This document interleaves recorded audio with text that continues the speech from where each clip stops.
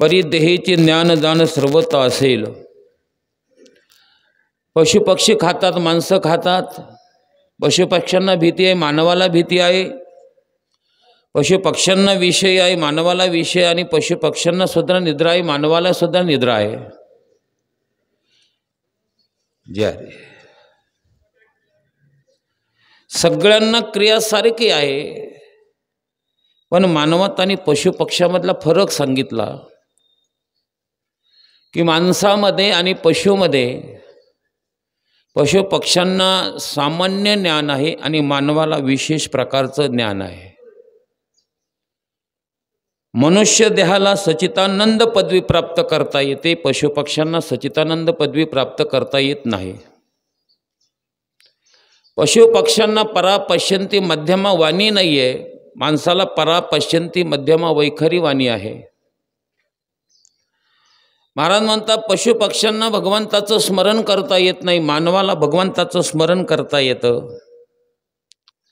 पशुपक्ष्यांकरता ग्रंथ नाही, मानवाकरता ग्रंथ आहेत, संत आहेत, देव आहे।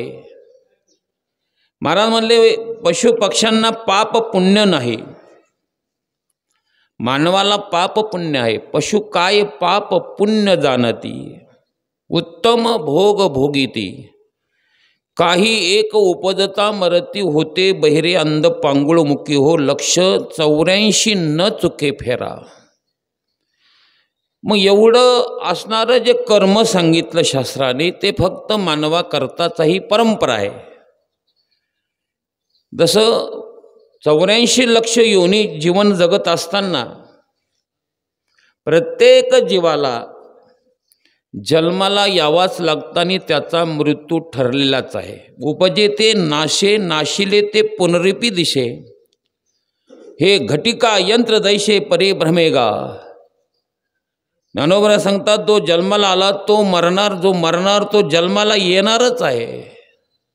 हे रहाटगाडग कधी थांबणार नाही आहे।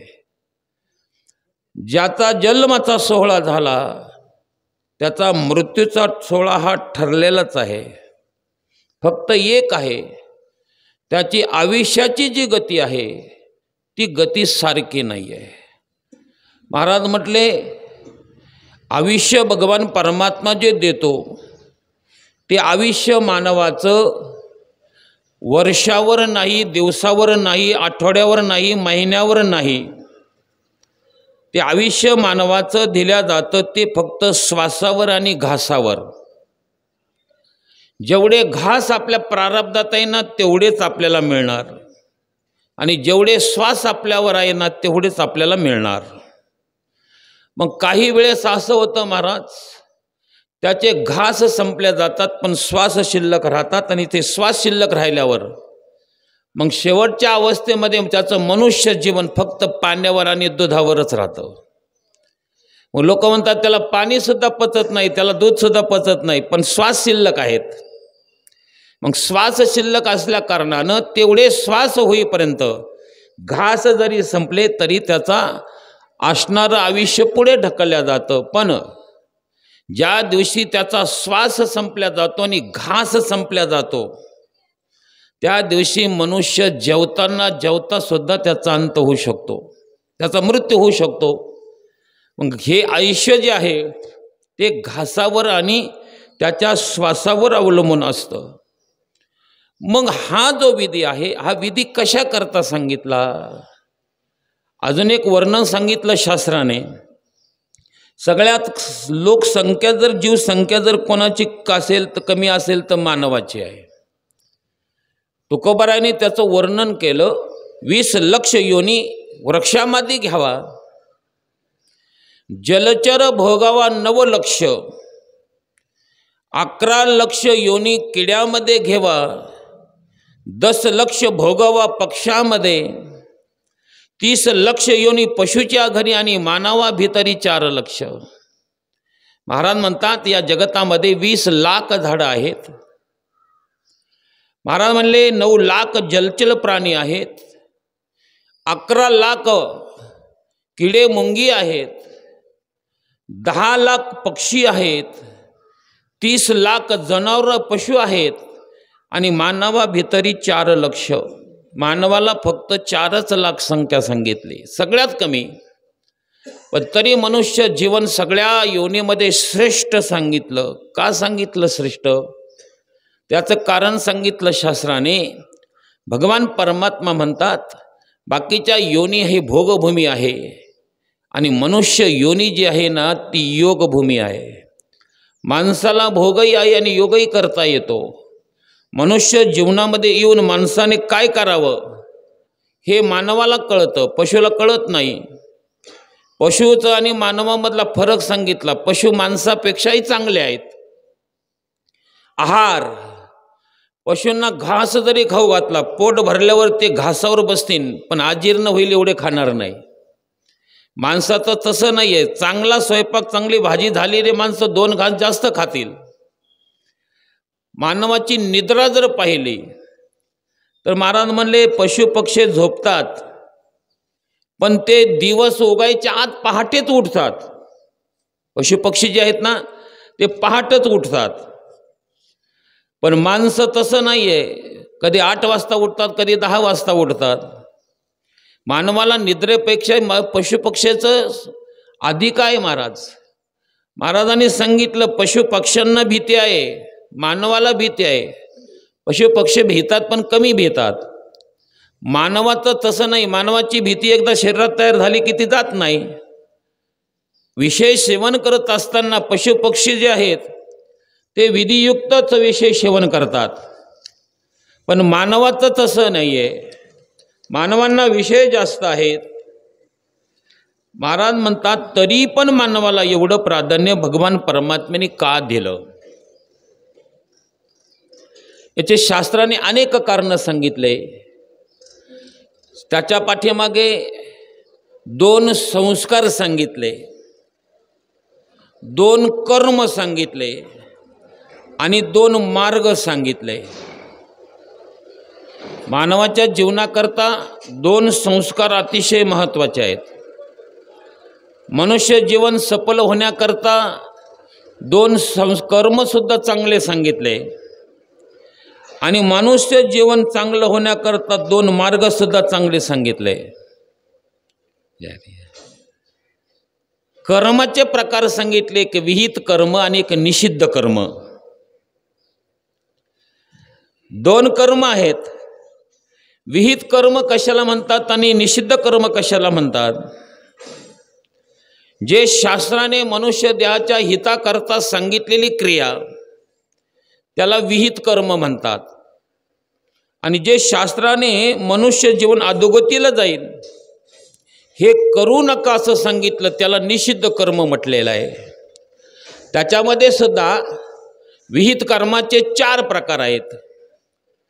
पहिला प्रकार आहे नित्य कर्म, दुसरा प्रकार आहे नैमित्य कर्म, तिसरा प्रकार आहे काम्य कर्म आणि चौथा प्रकार आहे प्रायचित्त कर्म.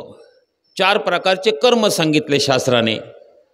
त्याच्यामध्ये अजून एक प्रकार सांगितलेला आहे. एक आवर्तोहिक कर्म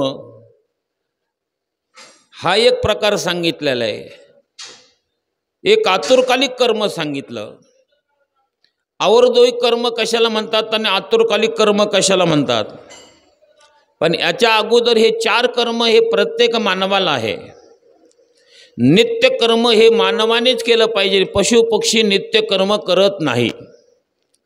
नित्य कर्म याचा अर्थ आहे माणसाने पहाटे उठलं पाहिजे, माणसाने स्नान केलं पाहिजे, माणसाने देवताची पूजा केली पाहिजे, मानवाने गंध लावला पाहिजे, मानवाने नामस्मरण केलं पाहिजे आणि मानवाने कामट कष्ट केलं पाहिजे. याला नित्य कर्म म्हटलं शास्त्राने. हे कर्म माणसाकरता सांगितलं, पशुपक्ष्याकरता हे कर्म नाही आहेत. मग हे कर्म मनुष्य जीवनामध्ये केलं आणि ते करावंच लागते. पण नैमित्य कर्म हे जरा वेगळं असतं.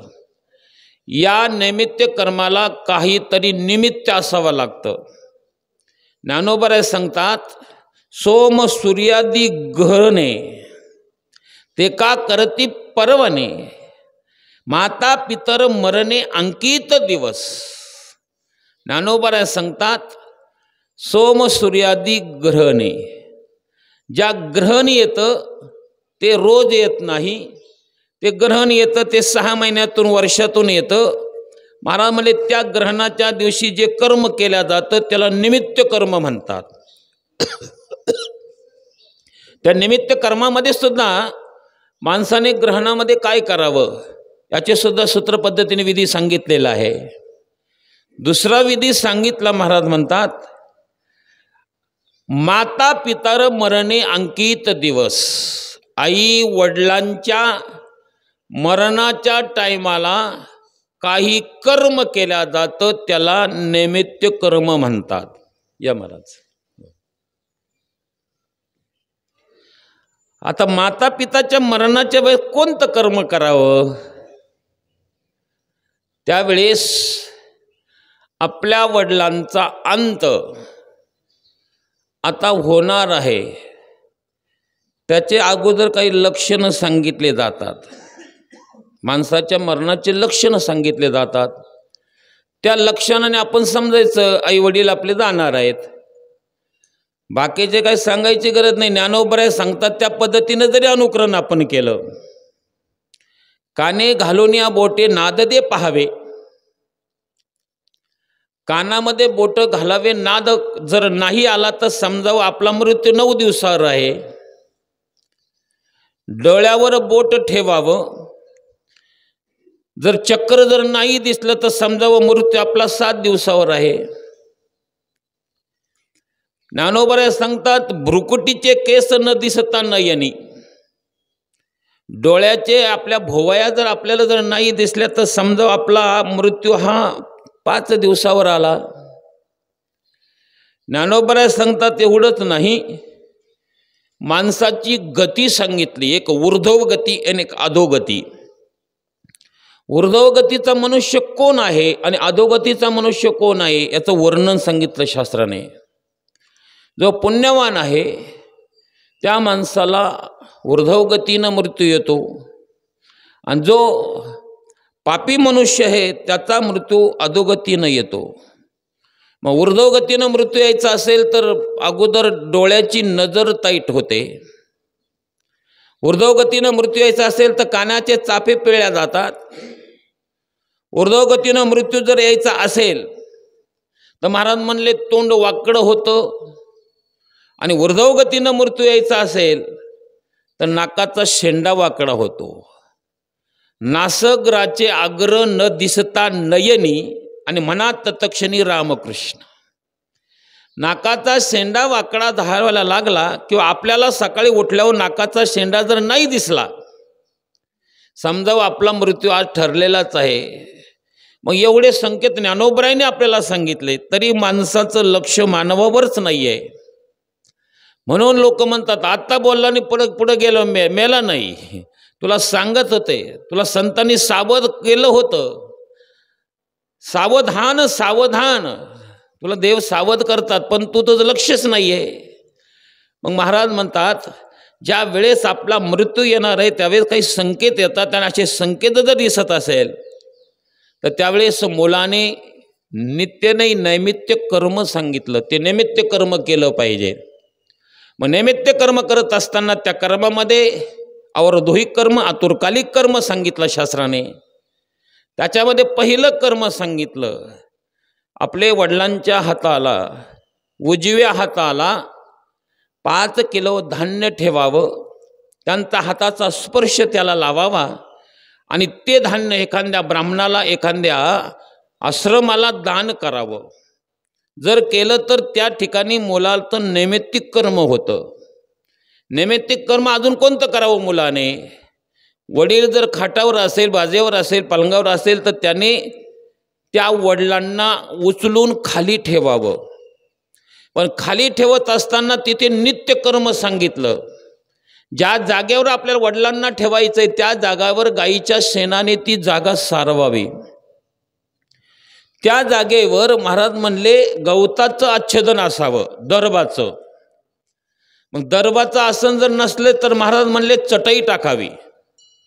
त्या चटईवर एक पांढरं शुभ्र वस्त्र टाकावं आणि त्या पांढऱ्या वस्त्रावर आपल्या वडिलांना ठेवावं.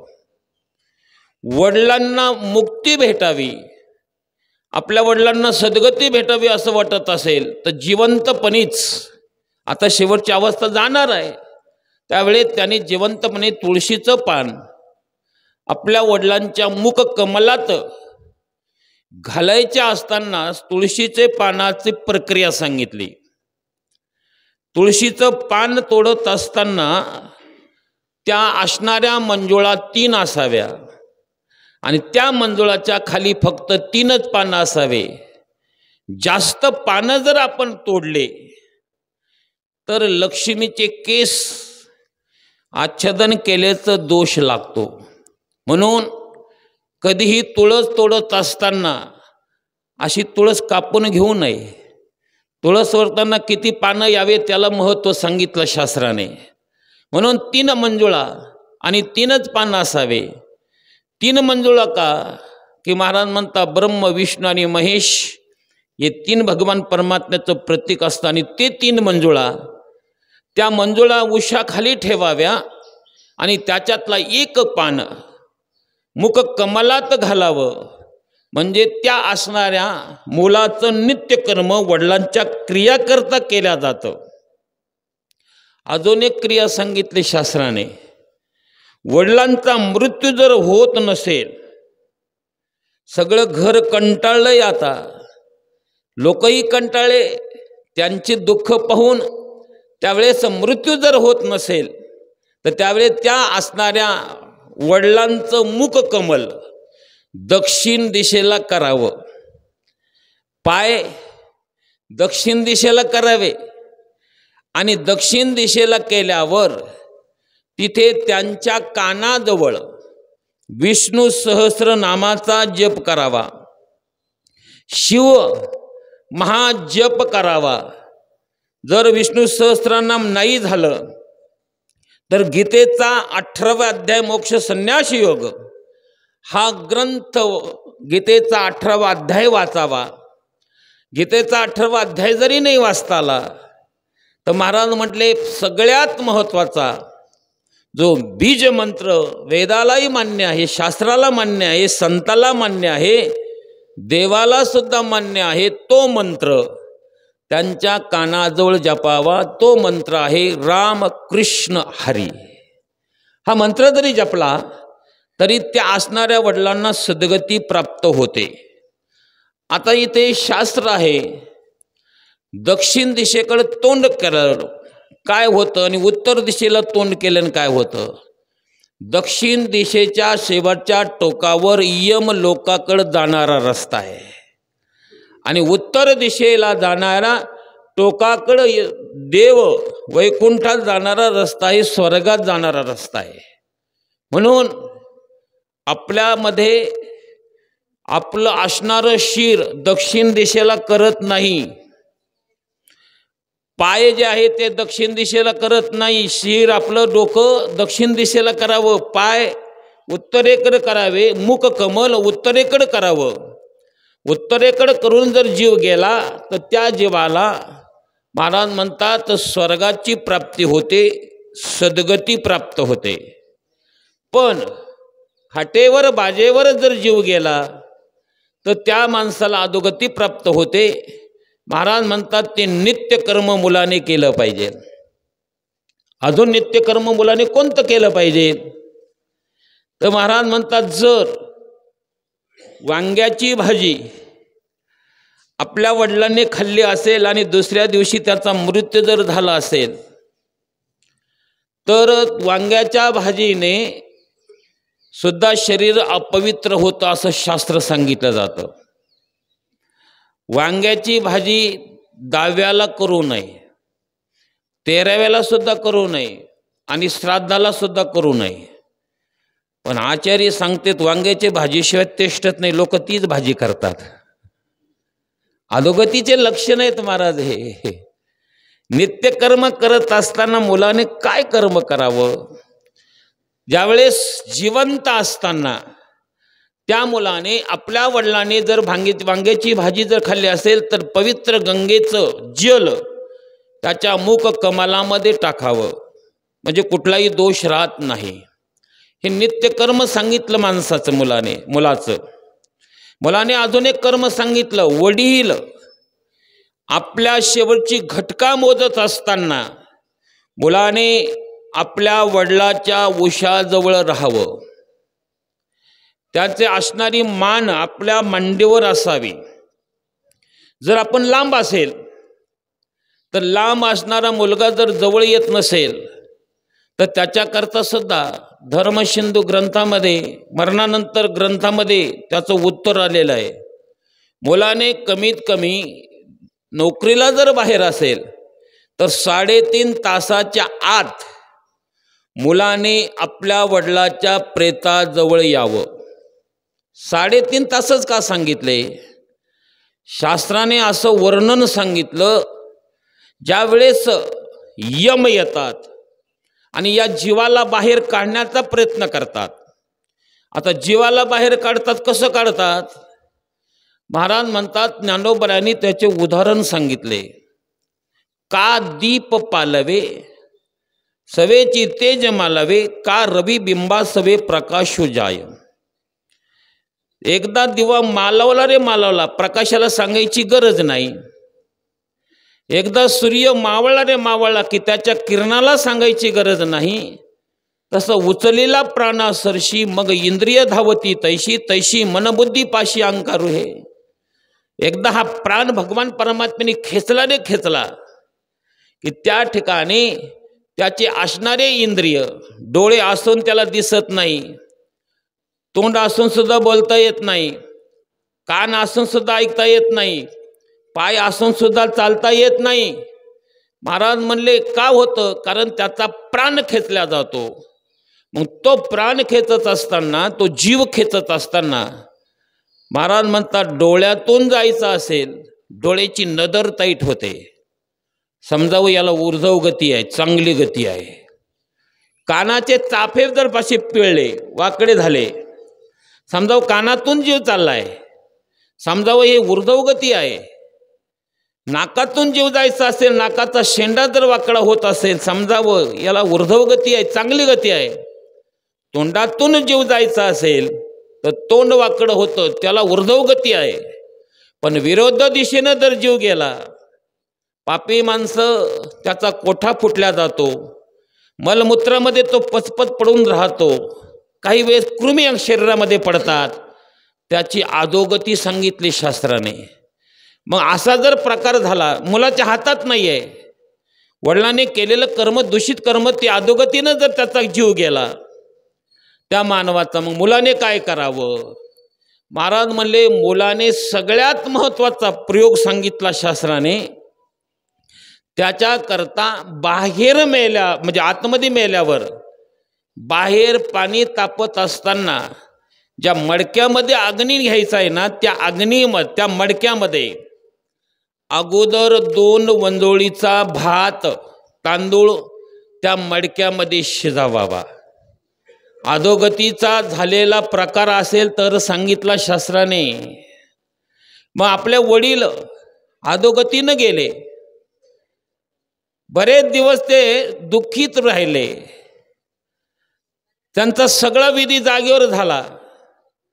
अशा माणसाच्या मुलाने काय करावं? म्हटले, जे बाहेर गौऱ्या पेटवल्या जातात त्या गौऱ्यावर ते मडकं ठेवावं, त्याच्यावर 2 वंजोळी भात टाकावा, तांदूळ टाकावे, त्याचा भात शिजवावा.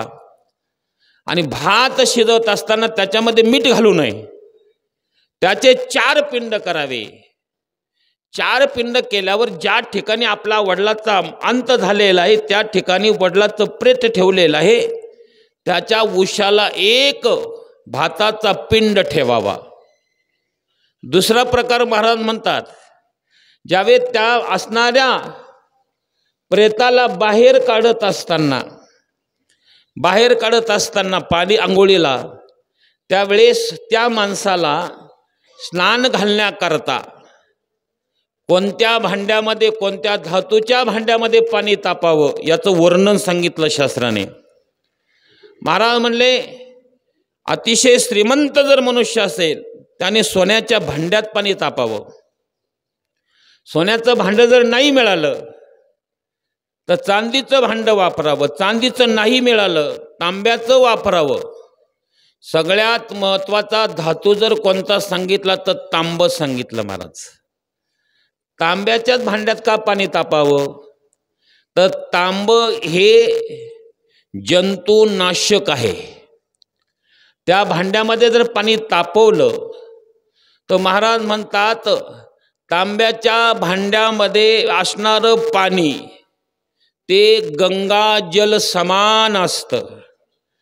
पूर्वी त्याला आपल्या भाषेमध्ये लोक घंगाळ म्हणायचे, घंगाळ। का म्हणायचे? आता खरं याचा अर्थ घंगाळ नाहीये, अपभ्रंश झाला। आपल्या लोकांनी काही काही शब्द असे बिघडून टाकले महाराज। त्याचा खरा अर्थ आहे गंगाजल। काय आहे? आता रविवारला काय म्हणतात लोक? आयतवार। आता खरा अर्थ आयतवार आहे का? याचं नाव आहे आदित्यवार। गुरुवारला लोक काय म्हणतात? बस्तरवार। या गुरुवाराचं नाव बस्तरवार नाही, बृहस्पतिवार। गोदावरीला काय म्हणतात? गोदावरी। गोदावरी नाव नाहीये, गोवदावरी याचं नाव खरं आहे, गोवदावरी। तसं याचं नाव घंगाळ नाहीये, गंगाजल आहे। म्हणून जर अधोगतीनं मृत्यू झाला असेल तर त्या माणसाने तांब्याच्या भांड्यामध्ये पाणी टाकावं आणि पाण्यामध्ये महाराज म्हणतात गार पाणी टाकू नये।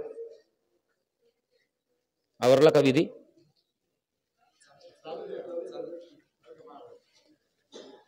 हा, बर बर बर, चालेल। 20 मिनिटं घेतो अजून।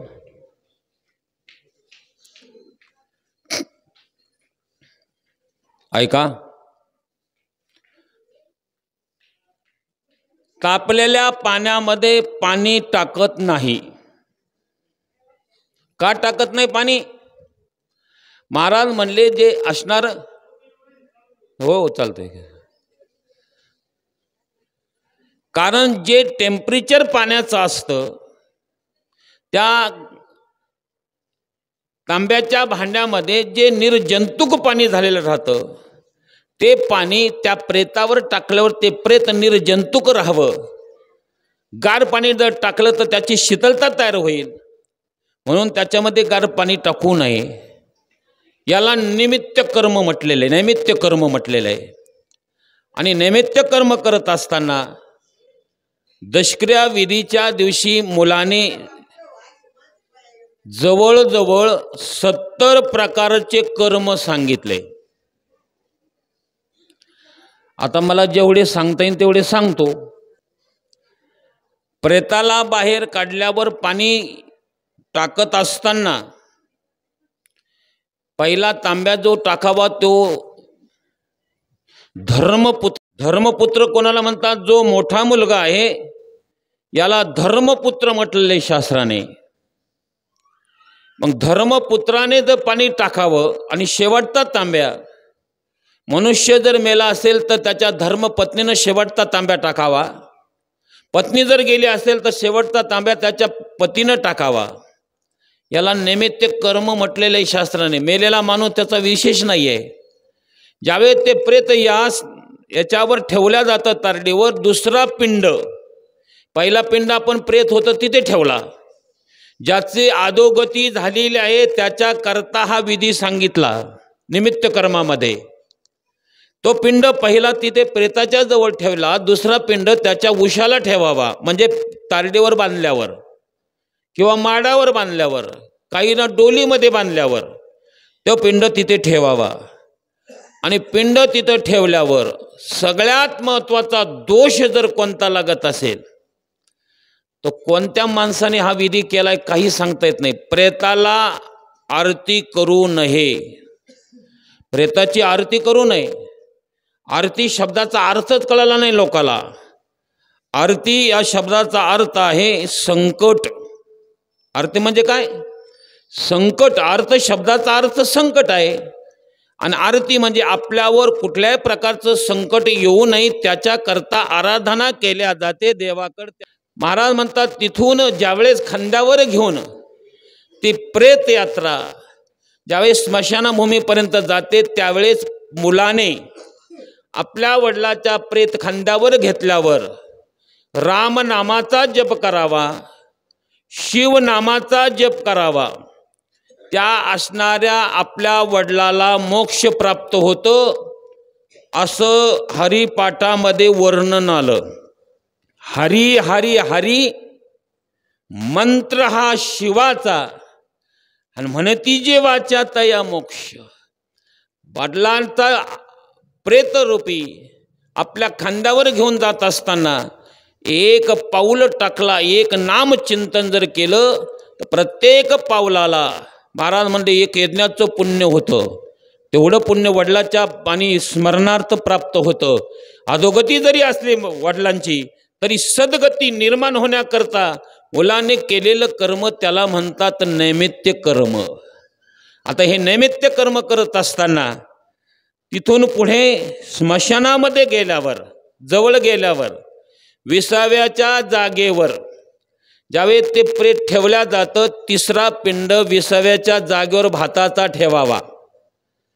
त्यावेळेस ते 20वं घेत असताना मागचे फांदडी पुढचे मागं करावं लागतात। मग ते मागचे पुढून पुढचे मागं केल्यावर त्याला 20वं म्हणतात। खांद्याला 20वा, प्रेताला 20वं नाही आहे। ज्यावेळेस ते प्रेत उचलल्यावर त्यावेळेस तिथे स्मशानामध्ये गेल्यावर विषम संख्याचं सरपण घालावं। माणसाला जाळत असताना 7 मन असावं, 9 मन असावं। महाराज म्हणले 6 मन चालणार नाही, 8 मन चालणार नाही, 10 मन चालत नाही। आपले लोक फक्त हॅलो आमचे वडील वारले सरपण द्या पाठवून मग तिथून कोणतं सरपण येतं आणि कोणतं काही कळत नाही। प्रेताला जाळत असताना महाराज म्हणले 3 झाडाचे वृक्ष जाळू नये। एक पहिलं वडाचं वृक्ष जाळू नये, पिंपळाचं वृक्ष जाळू नये आणि बेलाचं वृक्ष जाळू नये। कारण हे 3 वृक्ष पितरा समान आहेत, 3 पक्षी पितरा समान आहेत आणि 3 जलचर प्राणी पितरा समान आहेत। आता पहिला वृक्ष आहे तो वड। वड वृक्ष हे पितारा समान आहे, म्हणून सावड्याच्या दिवशी वडाचेच पानं सावड्याच्या टायमाला त्या मडक्या खाली घालतात। मग पळसाचे चालत नाही का? बदामाचे पानं तर त्याच्यापेक्षा चांगले आहेत, पण बदामाचे पानं चालत नाही का? चालत नाही कारण ते पितृ समान नाही आहेत। शास्त्रामध्ये 3 प्रकार सांगितले, पिंपळ वृक्ष, वट वृक्ष आणि बेल वृक्ष। हे 3 वृक्ष पितराच्या समान आहेत। मनुष्य जर मेला तर त्याला प्रेताला बेलाच्या झाडाखाली एक 10 मिनिटं ठेवावं। महाराज म्हणले त्याला कुठलीच गती करायची गरज नाही, त्याला मोक्षच आहे। जर म्हणले आमच्या गावातच बेलाचं झाड नाही, दुसऱ्या गावात आहे, महाराज म्हणले तिथून बेलाच्या झाडाच्या पसली एक बुंध्यावर माती आणायची, ती माती ती पुडीमध्ये बांधायची आणि ती पुडी त्या प्रेताच्या उशाला ठेवली तरी त्याचं चांगली गती आहे। म्हणून हे 3 झाडं प्रेतरूपी आहेत, म्हणून याला जाळू नये। अजून एक कर्म सांगितलं, 3 पक्षी सांगितले, कावळा, राजहंस आणि गरुड। हे 3 पक्षी पितरा समान आहेत, म्हणून गरुड आणि राजहंस पाहायला भेटत नाही, पण कावळा हा पक्षी पितरा समान असल्या कारणानं म्हणून त्या कावळ्याला जास्त मान आहे। आणि 3 जलचर प्राणी सुद्धा पितरा समान आहे। पहिल्यांदा नाग, मासा आणि कासव हे 3 प्राणी सुद्धा महाराज म्हणले हे जलचर प्राणी हे पितरा समान आहेत। म्हणून शास्त्रामध्ये असं वर्णन सांगितलं, 3 प्राणी सुद्धा महत्त्वाचे आहेत। गाय, हत्ती हे सुद्धा सांगितलं शास्त्राने, आणि कुत्रा। हे 3 प्राणी पितरा समान आहेत. म्हणून जर कावळा काक स्पर्श जर नाही झाला तर गाईला घास दिला जातो. एखादा पितर जर नाही भेटला तर गाईला घास दिला जातो. महाराज म्हटले त्या असणाऱ्या 10व्या या क्रियेमध्ये मुलाने नैमित्य कर्म करत असताना, शास्त्राने अग्निसंस्कार करत असताना चंदनाचं लाकूड त्या अग्निसंस्काराला टाकावा. तुळशीचे काष्ट त्या अंत्यसंस्कारामध्ये टाकावे. महाराज म्हणले आघाडा नावाची वनस्पती आहे, ती वनस्पती थोडी त्याच्यामध्ये टाकावी, म्हणजे अग्नीला चितन तयार होते. महाराज म्हणतात ती अग्निसंस्कार करत असताना पहिल्यांदा त्याच्यामध्ये गाईच्या शेणाच्या गवऱ्या टाकाव्या. आता गाईच्या गवऱ्या कोणत्या? महाराज म्हणले गाई ज्यावेळेस चरायला जातात त्यावेळेस त्या गाईच्या शेणाला कुठल्याही प्रकारचा हाताचा स्पर्श न झालेल्या अशा गवऱ्या जर वापरल्या तर तो अग्नी आधुक्यच पवित्र होतो आणि त्या माणसाला सद्गती प्राप्त होते. पण आता त्या गवऱ्याच भेटायला मिळत नाही, गायाच राहिल्या नाही. महाराज म्हणले निदान गाईच्या शेणाच्या गवऱ्या थापलेल्या होईना त्या असाव्या. आणि त्या गवऱ्या असताना त्याच्यामध्ये भीमसेन नावाचा कापूर असावा आणि गावरानं तूप असावं. भीमसेन कापूर महाराज म्हणले तो 2 किलो असावा आणि 5 किलो गावरान तूप असावं. एवढं जरी आपण त्याच्यावर कर्म केलं तर महाराज म्हणतात त्या प्रेताला सद्गती प्राप्त होते. पण वडिलांनी जन्मभर परमार्थ केला, नित्यनेम केला, त्याचा मृत्यू हा सद्गतीनं झाला, ऊर्ध्वगतीनं झाला. पण मुलाने जर निमित्त कर्म करत असताना जर रॉकेल आणि टायर वापरलंच तर महाराज म्हणले त्या वडिलाला सद्गती न भेटा अधोगती भेटते. सगळ्यात महत्त्वाचं आहे माणसाने रात्रीच्या वेळेस संध्याकाळी 7:30 वाजल्याच्या नंतर जर जीव गेला तर रात्री त्या प्रेताला अग्निसंस्कार करू नये. अधोगती प्राप्त होते मुलाला, त्या प्रेताला.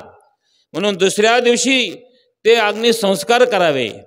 पण आपल्या लोकांना एवढी घाई झालेली राहते की लगेच म्हणे नाही रात्री कोण जागन. अरे बेट्या तू जन्माला आला त्यावेळेस तुझं दुखत असताना आई वडील रात्र जागले तुझ्या करता, तू मेलेल्या बापा करता जागत नाही. मुलाचं नैमित्तिक कर्म तिथे घोटाळलं जाते. महाराज अजून एक चिंतन सांगितलं. त्या प्रेताला अग्निसंस्कार करत असताना 3 प्रकारचे अग्नी सांगितले. जो सगळ्यात महत्त्वाचा अग्नी जो आहे तो जलतत्वात आहे. कशात आहे? सगळ्यात महत्त्वाचा अग्नी कशात आहे? उदकाचे निमिषे विजू लखलखित दिशे.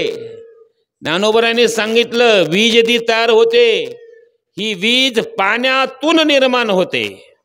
पाण्यात वीज आहे म्हणजे ती वीज पाण्यात आहे. ती वीज सूक्ष्म रूपाने काष्टात आहे, लाकडात आहे. आणि तीच वीज म्हणजे तोच अग्नी माणसाच्या पोटात आहे, जठराग्नी. म्हणून जलतत्वाच्या जवळच विधी करावा. तुमचं गाव फार भाग्यवान आहे. मुळा नदीच्या तीरावर दावा होतो म्हणजे जलतत्वावर दावा होतो. हे पहिलं कर्म मुलाचं सगळ्यात महत्त्वाचं. दुसरं कर्म लाकडामध्येच अजून माणसं जाळतात, मशीनमध्ये माणसं जाळत नाही, हे सगळ्यात महत्त्वाचं आहे. आणि तिसरं महत्त्वाचं कर्म पितर जेवू घालताना आपल्या समाजाचा पितर असावा. तो पितर जेवू घातला त्याचा जठराग्नी तृप्त होतो आणि अग्नीपासून देवतापर्यंत नैवेद्य पोहोचायचं काम कोण करतं? अग्नी करतो. अग्नीमध्ये यज्ञ प्रज्वलित केला, त्याच्यात आहुती टाकल्या, इंद्राय स्वाहा, ब्रह्म हे स्वाहा, वैष्णवे स्वाहा, महादेवे स्वाहा असं जे आपण म्हणून टाकतो ना, मग तो अग्नीमध्ये ते टाकलेला कुठलाही पदार्थ असू द्या, तो भगवान परमात्म्यापर्यंत पोहोचण्याचं काम कोण करतं? अग्नी करतो. म्हणून 10वा विधी हा जलशयाच्या ठिकाणी करावा, कारण त्या जलतत्वात अग्नी आहे, काष्ठामध्ये अग्नी आहे, म्हणून काष्ठात जाळावं. आणि पितर जीव घालायचा असेल तर पितर सुद्धा आपल्याच समाजाचा असावा, त्याचा जठराग्नी तृप्त झाला म्हणजे तो पितरांना पोहोचतो. अजून शास्त्राने कर्म सांगितलं. देवाला पाणी देत असताना करंगुळीच्या बोटाच्या जवळच्या बोटाने द्यावं. गंध लावायचा असेल तर तो सुद्धा करंगुळीच्या बोटाने द्यावा देवाला. महाराज म्हटले, जर प्रेताला अग्नी द्यायचा असेल म्हणजे जलतत्व द्यायचं असेल तर ते प्रेताला देत असताना फडक्याने द्यावं. पितरांना द्यायचं असेल तर अंगठ्याने द्यावं. आता काही लोक म्हणतात, महाराज म्हटले इथं पिंडदान केलं मुळा नदीला आणि बाप कुठे गेला त्याला माहीतच नाही. इथून स्वर्ग किती लांब, त्याच्यापेक्षा यमलोक किती लांब. आता वडील वर्ग स्वर्गात गेले का कुठं यमलोकात गेले माहीत नाही. मग इथं केलेलं पिंडदान, इथं केलेलं पाणी तिथं कसं काय पोहोचतं हो? त्याची शंका बरोबर आहे ना. काही लोक त्याचा अनुभव बी सांगतात. एका माणसाने प्रयोग केला. त्याने नदीतून पाणी भरायचं आणि तो त्या वाळूत टाकायचा. नदीतून पाणी भरायचं आणि वाळूत टाकायचा. 10-15 फूट जायचं आणि पाणी नव्हतं तयार. मित्राला म्हणले, अरे काय झालं, काय करतोस? काय नाही म्हणले, माझ्या ऊसाला पाणी देतो. ऊसाला? तुझा ऊस कुठं आहे? म्हणले इथून अर्धा किलोमीटर अंतरावर आहे. ते म्हणले, येड्या, या पाणी इथून भरतो या वाळूत टाकतो, तुझ्या ऊसाला कसं काय जाईन? ते म्हणले, हे तर मलाही कळतं रे, इथं टाकलेलं पाणी ऊसाला जाणार नाही अर्धा किलोमीटर. मग इथं बापाच्या पिंडावर पाणी सोडलेलं तिथं कसं काय जातं रे? आता त्याचंही बरोबर आहे का नाही? महाराज म्हणले, त्याचं बरोबर आहे, पण इथून जर 10 फुटावर स्वयंपाक चालू झाला, तिथं फोडणी जर मिरचीची दिली तर इकडे ठसका येतो. मग आता तिथं झालेली इथं कसं काय येतं? हे तुम्हाला कमी पडन. पण इथं बसल्या बसल्या एखादा माणूस आहे, त्याचा मुलगा जर तिकडे नागपूरला, दिल्लीला, तिकडे लांब आहे, अमेरिकेला जरी असला ना, तो तिने जर फोन केला ना, दादा पारे माझा बॅलन्स संपलाय, त्याने अमेरिकेला बॅलन्स टाकला, कुठं पोहोचतो? कोणी आणला? कुठं खात? अरे नाही, हे विज्ञानवादी लोकांनी इथं केलेलं. जर विज्ञान एवढं चालत आहे, ज्याने मोबाईलचा शोध लावला त्याने एवढा शोध लावला, त्याचा शोध लावणारा तो काय करणार नाही महाराज? कुठं करीन महाराज? त्याची काय ताकद आहे? म्हणून जलतत्व अर्पण करत असताना नदीच्या तीरावर करावं. अग्निसंस्कार करत असताना काष्ठामध्ये करावे. आणि महाराज म्हणतात, ज्यावेळी पिंडदान करत असताना त्या पिंडदानामध्ये प्रेताला पाणी देत असताना तिथे एक शब्द वापरला, त्याला उपहरण संस्कार म्हणतात. काय म्हणतात? उपहरण संस्कार. पण इथे सुद्धा आपल्या लोकांनी त्याचा अपभ्रंश केला. उपहरण शब्दाचा अर्थ उपहरण आहे, पण आपले लोक म्हणले उपर्ण. काय म्हणले? उपर्ण. मग ते उपर्ण बुडावं लागतं तिथं. मग ते प्रेताच्या ठिकाणी पाणी द्यायचं. पाणी देत असताना धर्मपुत्राने फक्त 5 थेंब आपल्या वडिलाच्या मुख कमलात टाकावं. आता ते मुख कमलात टाकावं का टाकावं याचं कारण सांगितलं शास्त्राने. उदकामध्ये विशेष प्रकारचा अग्नी आहे आणि कुठल्या तरी पंचमहाभूताचं सहकार्य म्हणून एक जलतत्व तिथे अर्पण करावं. कारण या प्रेताला, या जीवाला कुठल्याच प्रकारचं भूत सहकार्य करत नाही. एकच तत्वभूत आहे पंचमहाभूतापैकी. पृथ्वी ही त्याला आपल्या ठिकाणी जाळते म्हणून त्याला स्वीकार करते. अग्नी त्याला जाळून टाकतो. वायू त्याचा स्वर करतोय. आकाश तत्व हाताला येत नाही. फक्त एकच तत्व आपल्या हाताला येतं, त्याचं नाव आहे जलतत्व. म्हणून जलतत्व त्याच्या मुखकमलात टाकावं. आणि मुखकमलात टाकल्यावर जलतत्वच का टाकावं? कारण याच जलतत्वाने वडिलाचा सगळा विधी या जलतत्वावर होतो. ऐका, त्यावेळी 3 फेरे मारले. पहिल्या फेऱ्याला तो दगड मारला. कशाला? त्या घागरीला दगड मारत असताना तिथे प्रक्रिया सांगितली. घागर ज्यावेळी फिरवायची ना त्यावेळी ती घागर कधी फिरवावी याला सुद्धा कारण सांगितलं शास्त्राने. अग्निसंस्कार झाले म्हणजे त्याला ते पाणी पाजलं त्या फडक्याने, मग अग्निसंस्कार करावा. अग्निसंस्कार झाल्यावर ज्यावेळेस त्या प्रेताच्या टवकीचा फट्ट असा आवाज होईल त्याच वेळेस घागर फिरवावी महाराज. त्याच्या अगोदर घागर फिरू नये. मग माणसं पहिले प्रेत संस्कार झाले ते अग्नी पेटवला की लोक म्हणायचे खाली बसा, सगळे खाली बसल्या जायचे. खाली बसल्यावर तिथे फट्ट आवाज व्हायचा आणि मग म्हणजे आता जबर घागर घेऊन या. मग ती घागर घेऊन आल्यावर तो जीव जो आहे ना तो जीव आपल्या ब्रह्मरंध्रात राहतो. ब्रह्मरंध्रामध्ये आता मला तुम्हाला सांगायचं ब्रह्मरंध्रात का राहतो. त्याचा जीव तर डोळ्यातून गेला, कानातून गेला, नाकातून गेला, तोंडातून गेला, मग तो जीव परत कसा येतो. महाराज म्हटले त्या जीवाला घेऊन जात असताना भगवान परमात्मा त्याला यम धर्मामध्ये घेऊन जातात आणि तिथे त्याची वेटिंगला नंबर लावतात. कुठं वर, की या माणसाला याच्या देहातून आम्ही याला बाजूला आणलं. जाताना त्याला 2.25 तास लागतात आणि येताना 2.25 तास लागतात नोंद करून. मग त्याला परत तिथे येऊन सोडतात. ती यम म्हणतात यम फार करुणा घने महाराज, देवाची फार उपकार आपल्यावर आहे. देव सांगतो बघ आता तुझं कर्म तुझ्या हातात होतं ते संपलं, पण तुझ्या मुलाने जर निमित्त कर्म जर काही केलं तर त्याचं पुण्य तुला भेटलं पाहिजे, म्हणून तू खाली जा. खाली जात असताना जीव ज्या देहामधून जिथून जीव आपल्या शरीरामध्ये प्रवेश करतो आईच्या उदरात, तिथूनच जीव परत आपल्या त्याच्यातून येतो महाराज. याला ब्रह्मरंध्र म्हटलेलं आहे. ब्रह्मरंध्र म्हणजेच 7 महिने होस्तर परिपक्व पिंड तयार शरीर तयार होस्तर याच्या देहामध्ये जीव येत नाही. 7व्या महिन्यामध्ये त्या ठिकाणी डोहोळे शब्द वापरला. डोहोळे शब्दाचा अर्थ इच्छा. पत्नीनं पतीकडं आपली इच्छा प्रगट करावी आणि ती पतीनं पूर्ण करावी, त्याला म्हणतात डोहोळे जेवण. मग ती इच्छा प्रगट केल्यावर 7व्या महिन्यामध्ये तो विधी करावा. 7व्या महिन्यात का करावा, 6व्या महिन्यामध्ये विधी करत नाही डोहोळे जेवण, 5व्या महिन्यात करत नाही, 7व्या महिन्यामध्ये का करतात.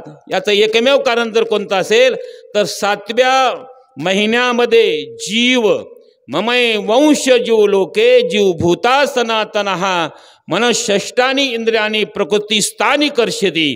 भगवान परमात्मा सांगतात मी या आईच्या उदरामध्ये या ब्रह्मरंध्रामधून आतमध्ये प्रवेश करतो.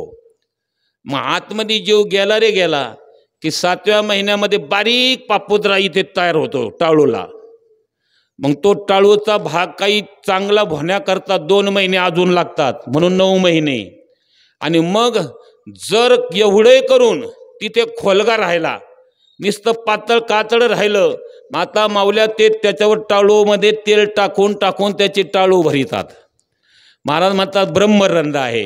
म्हणून इथून जीव आला, तो जीव या देहातून इंद्रियाच्या द्वारे बाहेर काढला, पण त्याला परत आणून सोडल्यावर तो जीव जो आहे ना तो जीव वासनामय शरीरामध्ये प्रवेश होतो. मग वासनामय शरीर एकदम सूक्ष्म असतं. मग तो आपल्या ब्रह्मरंध्रातून इथून आतमध्ये प्रवेश करतो. मग आतमध्ये प्रवेश केल्यावर तो फक्त डोक्यात राहतो. कुठं आता माणूस मेला म्हणजे नेमकं काय, डोळ्याने नाही दिसलं म्हणजे मेला, कानाने नाही ऐकता आलं म्हणजे मेला, अजिबात नाही. महाराज म्हणले लोक म्हणतात श्वास संपला, श्वास जर नाही नाकपुडी चालला तर माणसं म्हणतात मेला, पण श्वास बंद होतो कसा, इथे ब्रह्मरंध्रामध्ये जीव आणून सोडतात. म्हणजे 3.5 तास प्रेताला मेल्यावर माणसाने जाळू नये. 3.5 तासाच्या आत प्रेताला घराच्या बाहेर काढू नये. 3.5 तासाच्या आत प्रेताला स्नान घालू नये, तारडीवर बांधू नये. महाराज म्हणले त्या प्रेताला 3.5 तास ज्या जागेवर ठेवलं त्याच जागेवर ठेवावं. म्हणून तिथे जीव ब्रह्मरंध्रामध्ये परत प्रवेश करतो भगवान परमात्मा आणि ती टवकीमध्ये राहतो. आणि टवकीत राहिल्यावर महाराजांनी सांगितलं ज्यावेळेस तो जीव राहतो ना त्याचं केलेलं दूषित कर्म ते कर्म त्याला चांगलं कर्म आणि वाईट कर्म हे दोन कर्म त्याला मार्ग दाखवतात. मग ते कर्म कुठं चालतात? त्या प्रेताच्या पुढे. आणि त्या प्रेताला जागा दाखवायचा, मार्ग दाखवायचा कोण करतं? म्हणले धर्मपुत्र करतो. म्हणून तो शिकळी घेऊन पुढे चालला ना, त्याच्या पुढे कोणीही चालू नये. प्रेताच्या पुढे कोणी चालू नये महाराज. जर आपण प्रेताच्या पुढे जर चाललो तर आपल्याला सुद्धा पितृदोष येतो. महाराज म्हणले ज्या गावामध्ये आता मनुष्य मेला ही बातमी कळाली की अख्ख्या गावाला सुतक पडतं महाराज, अख्ख्या गावाला. मग कोणी लोक म्हणते ना आम्ही कोळी समाजाचे आहोत, माळी समाजाचा आहोत. अजिबात नाही. गावाच्या येशीच्या भोवती तुम्ही राहता ना, मग महाराज म्हणले पहिलं सुतक सगळ्या गावाला. जोपर्यंत अग्निसंस्कार होत नाही तोपर्यंत गावाचं सुतक फिटत नाही. गावातल्या लोकांनी अन्नभक्षण करू नये, गावातल्या लोकांनी चुली पेटवू नये, गावातल्या लोकांनी स्नानसुद्धा करू नये, गावातल्या लोकांनी महाराज म्हणले गोडधोडसुद्धा खाऊ नये, गावातल्या लोकांनी चहासुद्धा. खूप सूक्ष्म रूपाने चिंतन आहे महाराज. हे माणसाचे कर्म आपल्याकडून चुकले जातात आणि लोक म्हणतात बाबा एवढं आमचं चांगलं आहे, पण घरात वादच होते कशाने? याचे कारण आहे महाराज, हे पितृदोष लागतात. अवद्या पुढे सांगतो मी तुम्हाला. महाराज म्हणले ज्यावेळी अग्निसंस्कार झाले, अग्निसंस्कार झाले जीव तो बाहेर पडतो आणि बाहेर पडल्यावर तो निस्ता धावतोय त्या अग्नीच्या भोवती. अरे मला कोणीतरी जागा द्या, मला कोणीतरी जागा द्या. भगवान परमात्मा म्हणतात तुला जागा देण्याकरता तुला स्पर्श कोणाचा झाला? म्हणले जलतत्वाचा झाला. पाणी पाजलं ना त्या मुलाने. मग म्हणले मग जलतत्वाचा आधार घे. आणि जलतत्वाचा आधार घेतल्यावर तो म्हणतो इथं पाणी कुठं आहे, पाणी कुठं आहे?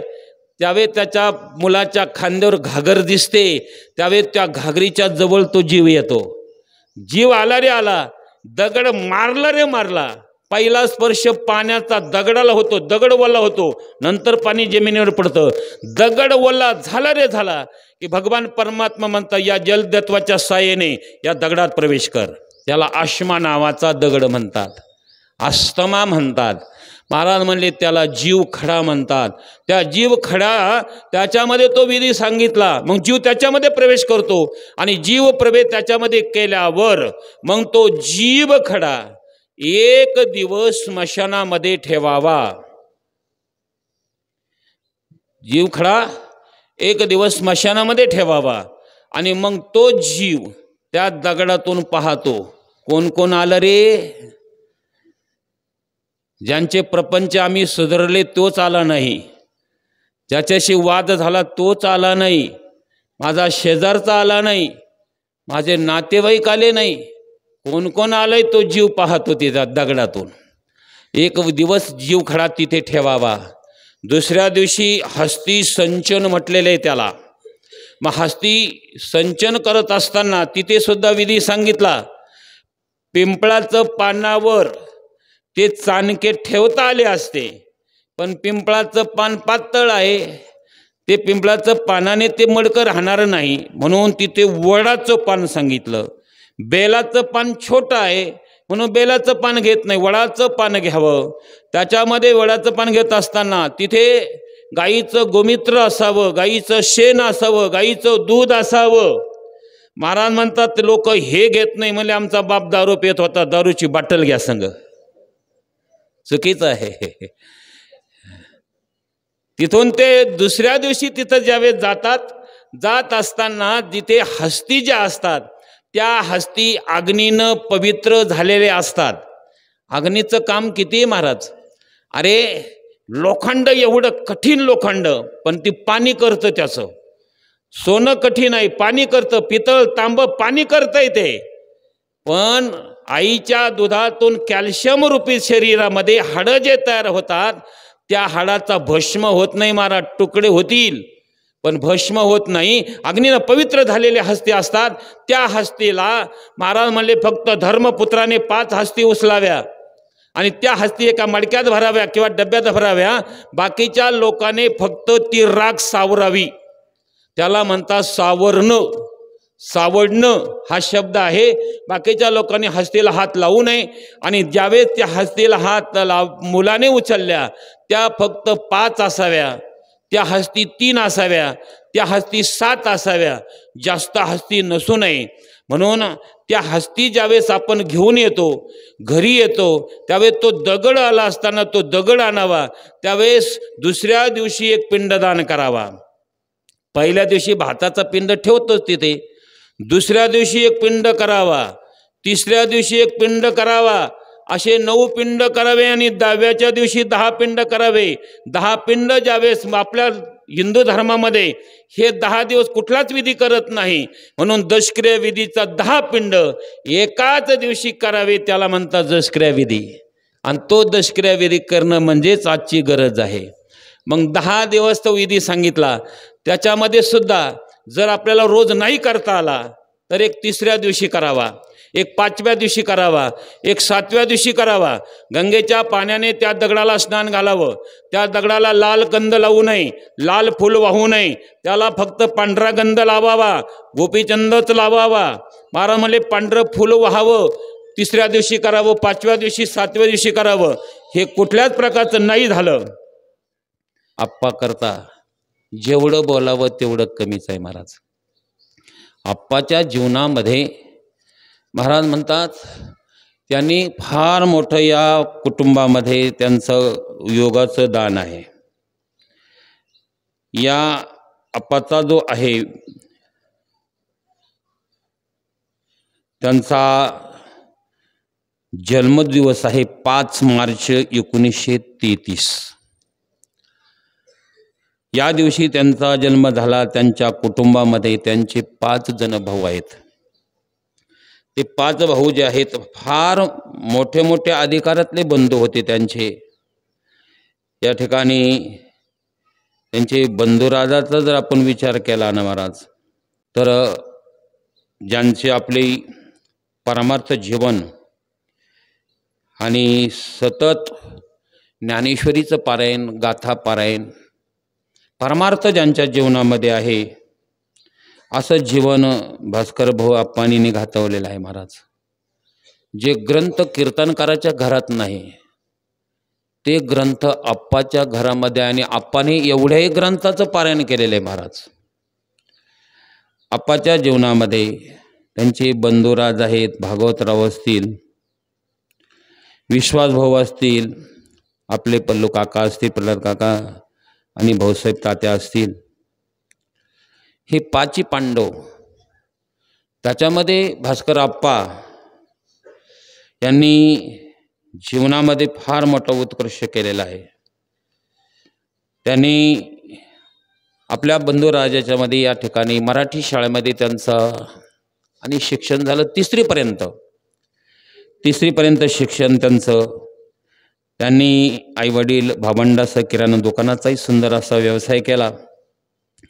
त्या व्यवसायामध्ये सुद्धा व्यवसाय करत असताना 20 मे 1952 साली या ठिकाणी धर्माजी गोविंद पाटील तुवर यांची कन्या भागीरथीबाई यांच्याबरोबर त्यांचा विवाह झाला.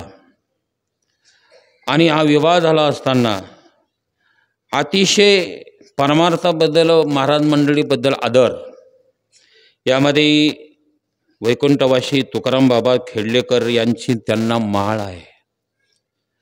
त्यांच्याबरोबर असताना महाराज बंशी महाराजाबरोबर सुद्धा त्यांचे बरेचसे काही कालावधी गेलेले. बंशी महाराज तांबे, कदम माऊली, गोविंद बाबा, काशीनाथ बाबा खराटे, सुरेंद्र महाराज आनंदे, भानुदास महाराज गायके, भास्करगिरी महाराज, पंढरनाथ महाराज, प्रकाशनंदगिरी महाराज, रघुनाथ महाराज यांच्या सानिध्यामध्ये बरेच दिवस त्यांचे गेले.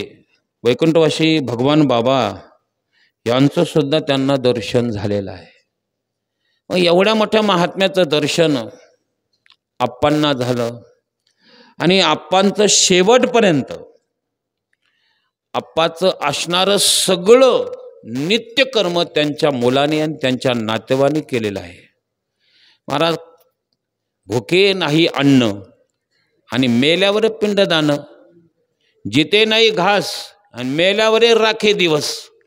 जिवंतपणी त्याला भुकेला मारायचं आणि मेल्यावर त्याचे पिंडदान करायचं, त्याला अर्थ नाही आहे.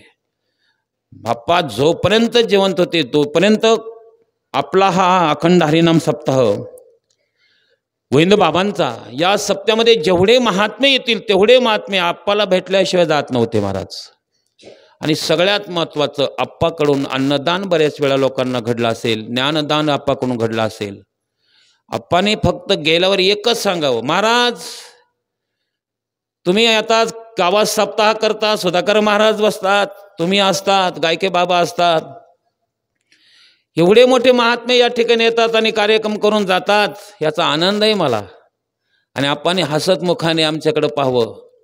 महाराज 7 दिवस आप्पाने बसल्या जागेवर कीर्तन ऐकावे. एवढंच नाही, आप्पा इथे राहायला होते तेव्हा कीर्तनकार रात्री जर प्रमाण चुकलं तर दुसऱ्या दिवशी आप्पा आम्हाला येऊन इथे काठी टेकत द्यायचे, बाबा ते प्रमाण चुकलं होतं. काय अधिकार होता महाराज. आणि अशा आप्पांना भगवान परमात्म्याने आपल्या ठिकाणी विलीन केलं, यांना मोक्ष प्राप्त झालेलं आहे महाराज. कारण महात्मे ज्यावेळेस आपल्या घरामध्ये येतात त्यावेळेस त्या घरातला असणारा दोष, असणारं पाप, असणारं दारिद्र्य महाराज म्हणतात बाहेर पडल्या जातं, थांबत नाही. कारण त्या महात्म्याच्या पदस्पर्शाने ती भूमी, ती असणारं घर पवित्र होतं. कित्येक महात्मे लोक आप्पाच्या घरी आले असताना ते घर पवित्र झाले असताना आप्पाने महात्म्यांच्या दर्शनामुळे आप्पा पवित्र झाल्यामुळे यमाच्या बापाची ताकद नाही आप्पाला येण्याकरता महाराज, भगवान परमात्माच नेण्याकरता आप्पाला आलेला असते. म्हणून जाधव पाटील परिवारांना जे दुःख झालं त्या दुःखामध्ये सहभागी होण्याकरता तुम्ही आम्ही उपस्थित झालात. म्हणून झालेली सेवा अखिल कोट ब्रह्मांड भगवान परमात्म्याच्या चरणी समर्पित करतो, तुमच्या मायबापांच्या चरणी समर्पित करतो. या सेवेला या ठिकाणी पुन्हा देतो. पुंडलिका वरदा विठ्ठल